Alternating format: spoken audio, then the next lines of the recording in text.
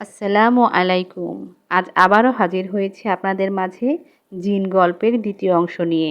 তো চলুন শুনে আসি। তো সেই খেজুর গাছের যে বাদুড়টা খেজুরের রস খাচ্ছিল, খেয়ে তো উড়ে চলে গেল।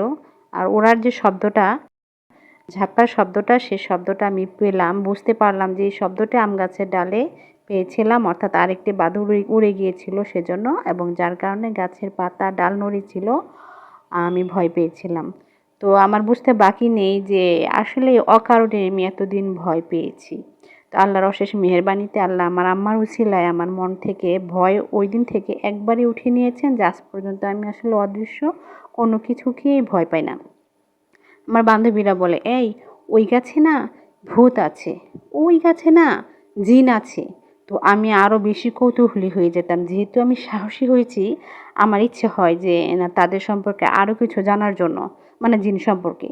তো আমি ওই গাছের কাছে যেতাম, জুড়েই বলতাম যে দেখেন জিন যদি থাকেন তো একটু আমার সঙ্গে কথা বলেন, দেখা দেন, আমার না আপনাদের সাথে কথা বলার খুব ইচ্ছা।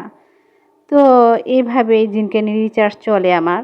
তো যখন বড় হই তখন আমি পাক কোরআন পড়ি, জিন সম্পর্কে জানি। হ্যাঁ, তো এইভাবে আমি আরও বড় হই, তখন আমার বিয়ে হয়। বিয়ের পর পর্যায়ক্রমে কয়েক বছর অন্তর অন্তর দুটি মিষ্টি বেবি হয়। এরপর আমি জানতে পারলাম যে আমি যে থানায় বাস করি তার পাশের থানায় একজন কবিরাজ বাস করে, উনি 11টা জিন পালে। তো সেই কবিরাজের ঠিকানা নিয়ে একদিন সকালে আমি কবিরাজের বাসায় যাই। গিয়ে দেখি লম্বা কালো করে একজন কবিরাজ। দেখেই মনে হয় যে না, উনি 11টা জিন পালেন। তো বয়স হবে 70-80 বছর। তো আমি বললাম যে চাচা, আপনি নাকি জিন পালেন, সেজন্য আমি আসছিলাম। তো বলল, মা ঘরে আসেন। তো ঘরে বসালো, খুব স্নেহভরাভাবে কথাবার্তা বলল, খুব ভালো লাগলো আন্তরিকতা ওনার। তো বললাম, চাচা আমার না জিনের সাথে কথা বলার আমার খুব ইচ্ছা ছিল।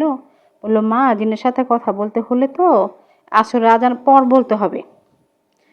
পরে আমি বললাম, আমার বাসা তো দূরে, তাহলে তো বাসায় যেতে রাত হবে, আচ্ছা থাক। উনি বলল, আচ্ছা ঠিক আছে মা, আমাদের এখানে প্রতি বছর ঘোরাদৌড় হয়, খুব মজা হয়, ওই দিন আনন্দ হয়, ওই দিন আইসো, বেড়াইতে আইসো। পরে বিদায় নিয়ে চলে আসি। ভালোই বেশ কিছুদিন পর চাচা একদিন আমাকে ফোন দেয় যে, মা আমাদের অমুক তারিখে আমাদের এখানে ঘোড়াদৌড় খেলা হবে, তুমি একদম সকাল সকাল চলে এসো, দুপুরে খেলা শুরু হবে। তা আমি বললাম, আচ্ছা চাচা। এরপর ওই তারিখে আমি একদম সকালে বাসা থেকে রওনা হই, এবং ওখানে সকাল সকালে ওনার বাসায় গিয়ে পৌঁছাই। চাচা চাচির রিকোয়েস্টে সকালে নাস্তা করি, এমনকি দুপুরেও খানা খাই।